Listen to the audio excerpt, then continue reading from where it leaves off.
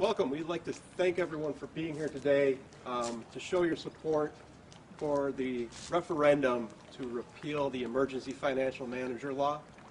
My name is Kevin Scarnulis, that is going to lead the Northern Michigan effort to gather petition signatures to repeal the Emergency Manager Law. We have today with us our other steering committee leaders, Betsy Kofia, Amy Kerr-Harden, and Fran Cullen. We would like to introduce Mr. Steve Cousins to speak first. He's the superintendent of the Traverse City Area Public Schools. Thank you very much. You know, a couple of things I want to put into the conversation as we talk about this. The first one is a recognition. I think everybody in the state recognizes there's a problem with the state budget.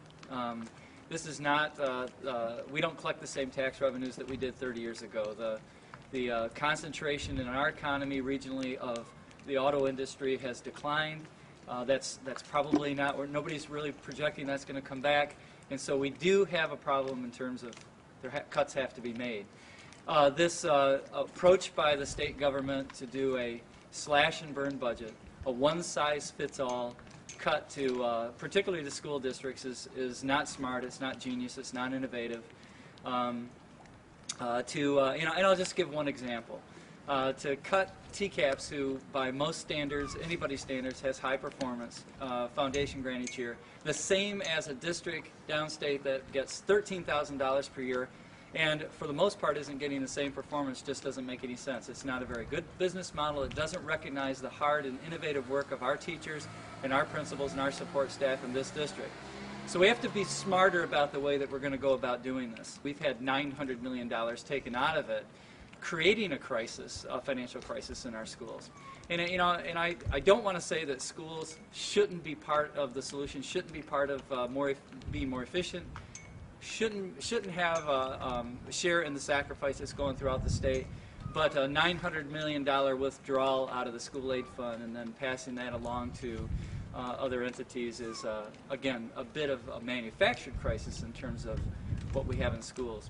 In terms of specifically the Emergency Financial Manager Law, it makes no sense to me that we would enact a law that would strip the powers of elected officials. You know, our communities are created around a model of representative assembly. People stand up, they say, this is what I believe in, we elect them to do the job, and it's a rejection totally of our community values when we say that we're going to create a scenario that bankrupts government, and then we're going to bring in people who are just going to sort of slash and burn. I think a better solution to the problem is to allow our representative government to work. If people don't like the decisions that their local elected officials are making, we have a mechanism for changing that. It's called the ballot box. And let's have a different solution to the problem. Let's have a solution that encourages participation in the conversation that we're having around this. Let's encourage the people in the community to be responsible about their vote, hold our elected officials accountable for the decisions that they're making for the community. Part of that is fiscal responsibility, absolutely. And I'll give an example of what we did at TCAPS.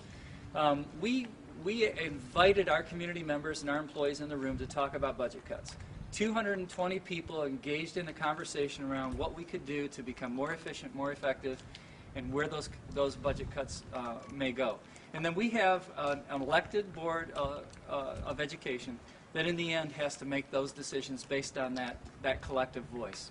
Now that doesn't mean everybody's happy about the solution or everybody thinks that they agree with the decisions that the Board of Education might make, but we created an environment where a lot of people got to be part of the conversation.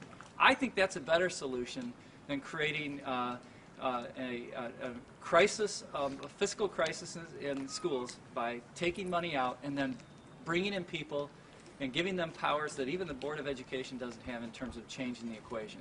Let's talk about getting people involved. Let's talk about holding elected officials accountable and superintendents accountable for our jobs. That's a better way to go about this than the emergency financial manager law.